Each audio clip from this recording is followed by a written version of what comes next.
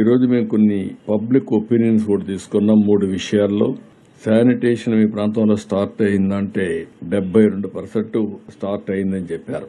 అదే మరిగా మీ ప్రాంతం మొత్తానికి సబ్మెర్జెన్సీకి వచ్చిందా ఈ దీంట్లో అంటే 73% ఎస్ అని చెప్పారు. ఇంకొక పక్క మెడికల్ క్యాంప్స్ పెట్టారా అంటే 72% పెట్టారని చెప్పి ఇన్ఫర్మేషన్ ఇచ్చారు. ఇక్కడికి వచ్చినప్పుడు ఈరోజు మళ్ళీ శానిటేషన్ పూర్తి చేస్తూనే ఎక్కడికక్కడ బ్లీచింగ్ కూడా పెద్ద ఎత్తున చేయమన్నాం. బ్లీచింగ్ పౌడర్ కూడా చేస్తూనే వాటర్ లో కూడా బ్లీచింగ్ చేయమన్నాం. అదే మరిగా మస్కిటోస్ ఎక్కడన్నా ఉంటే ఆ ఎరాడికేషన్ కూడా ఈ డ్రోన్స్ ఉపయోగించి పెద్ద ఎత్తున కంట్రోల్ చేయమన్నాం.